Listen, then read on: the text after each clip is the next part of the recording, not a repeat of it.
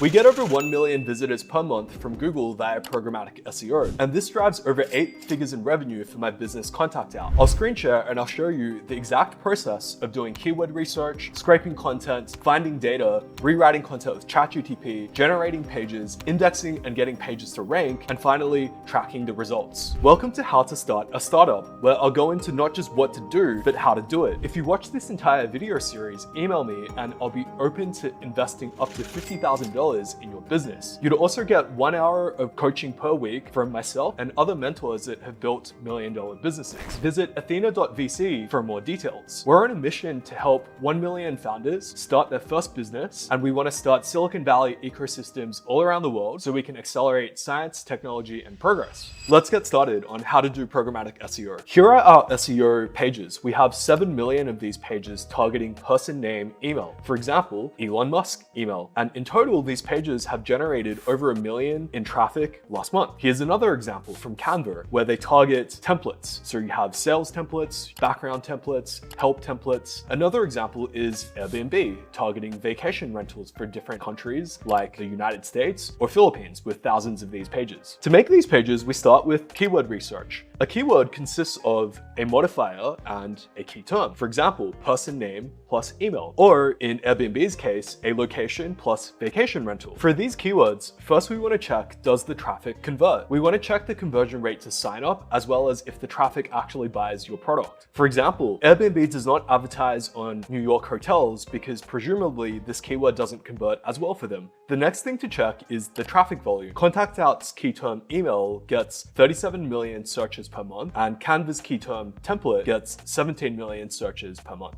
I use Hrefs to check traffic volumes because it gives a more precise number than Google Keywords tool, which you could also use since it incorporates the Google data along with clickstream data and other data sources. Also, Google only gives you the search volumes for the keyword by itself, email, whereas Hrefs will give you the keyword volume for all other terms that contain your main keyword, email, in my case. The next step is to find modifiers with high traffic. For example, in Contact Out's case, we were targeting person name email. So we want to find people's names that are like really popular and have a lot of traffic. So lots of people will search for their email. So what we did was we took a list of the most common first names and a list of the most common last names, or like 100,000 names for each category. And then we combined them, we would have like millions of full names. And then we ran this list of full names through Hrefs, and we were able to get the traffic volumes for the most searched names. You know, James Smith, email, name plus email. What we also did was we went onto LinkedIn. We did a scrape of all of LinkedIn, and we looked at the people with the most followers. For example, Bill Gates, Richard Branson, Reid Hoffman, and we made pages for those people because, you know, they have a lot of followers. Something we also did was look at what pages on LinkedIn get the most SEO traffic. So on Hrefs, it will show you a list of people on LinkedIn that get the most traffic. You can also do this for other social networks like Facebook or Twitter to find the pages that get the most traffic, which will correlate to the most searched for and the most famous people. Presumably, people would want to find their emails. We also looked at competitors, obviously, to see what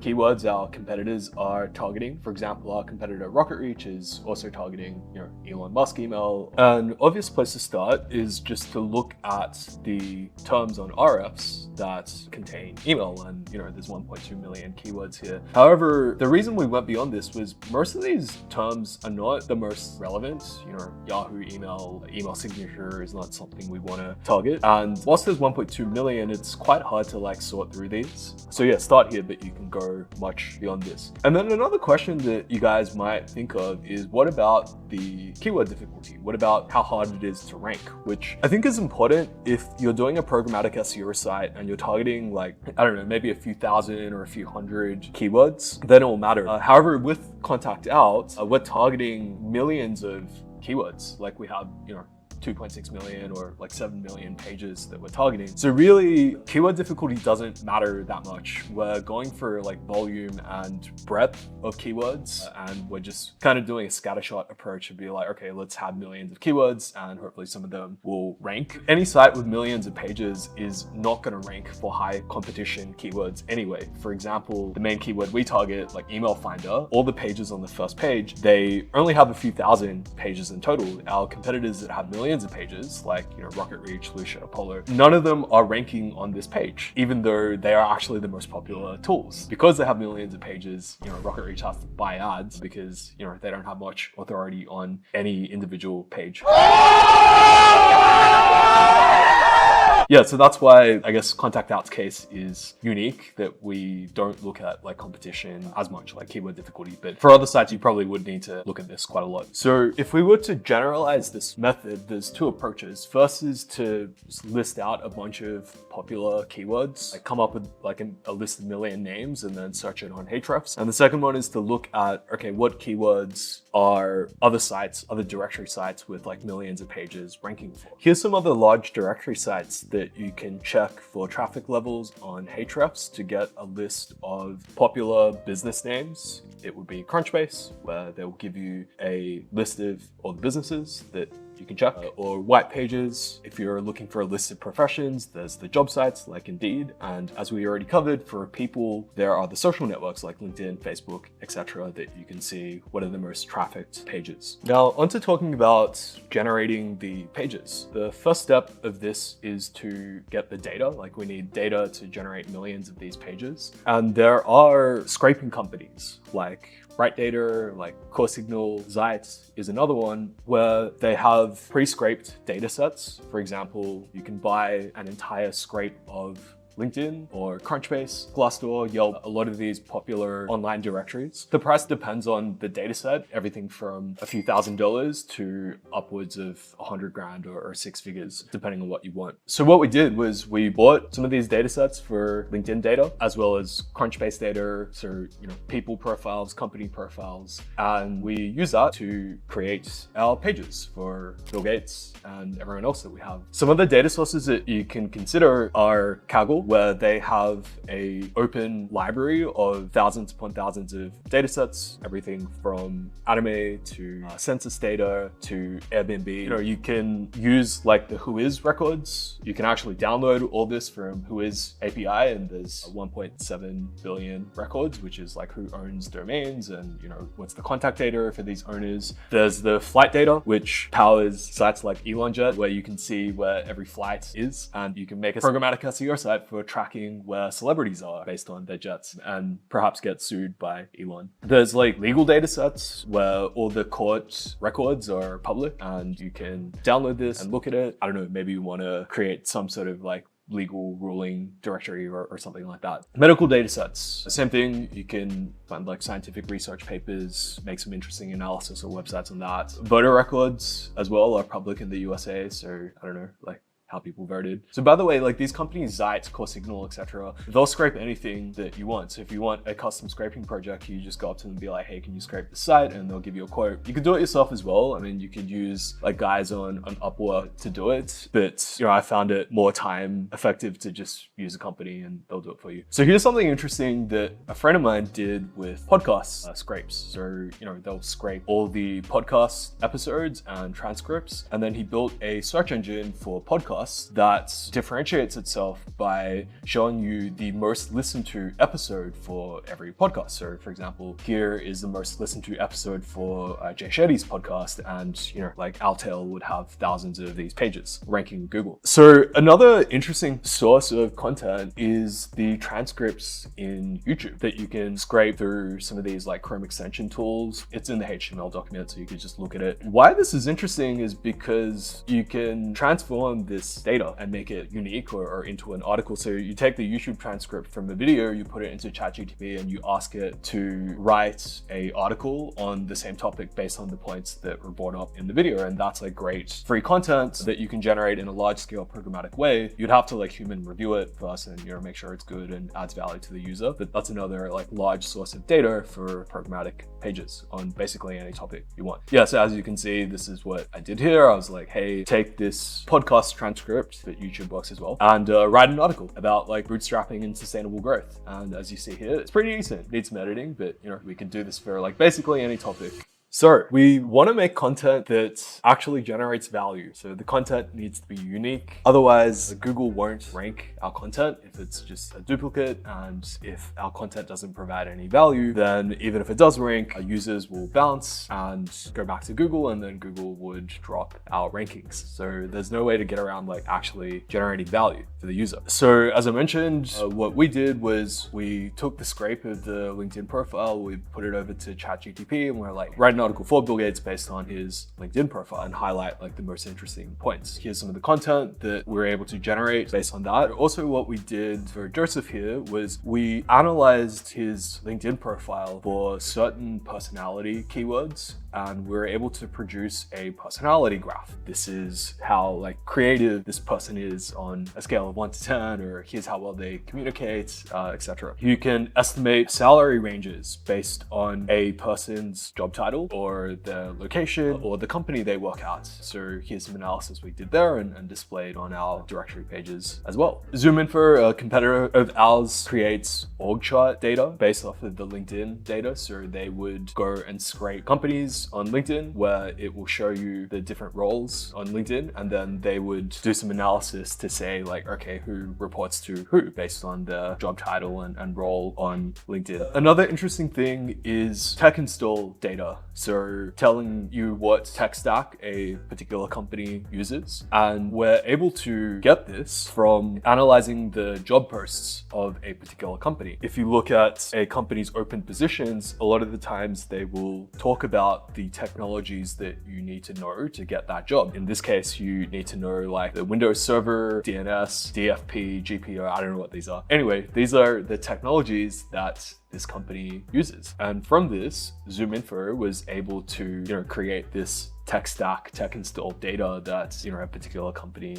uses. Yeah, so those are all the ways that you can create unique content and generate value for the user beyond just scraping some content and republishing it, which won't really do much for you. Moving on to talking about indexing our content, because if we don't index our pages, then we'll never get traffic and we'll never rank in Google. Indexing is the first part. So simply for Contact Out, we submitted our pages, maybe 500,000 or 1 million at a time, to Google Search Console. And so far we have about 7.8 million pages indexed. That's like growing every day. The things that we found to impact your indexing rate is your domain authority. So this is the age of your domain, like how high quality is your site. There's a lot of like user stats. So maybe, from that Google can get from Chrome about like how users engage with your site, what the retention is. The links to your site is probably the main one, which determines like, hey, how authoritative is it? Also, the number of pages you currently have indexed. We have quite a lot, nearly 8 million pages indexed, so to get more pages indexed is not too easy for us. Generally, we find that when you have a lot of pages, it gets harder. Keyword selection was a big one for us. So what we did initially was we released maybe 1 million of these pages, like these,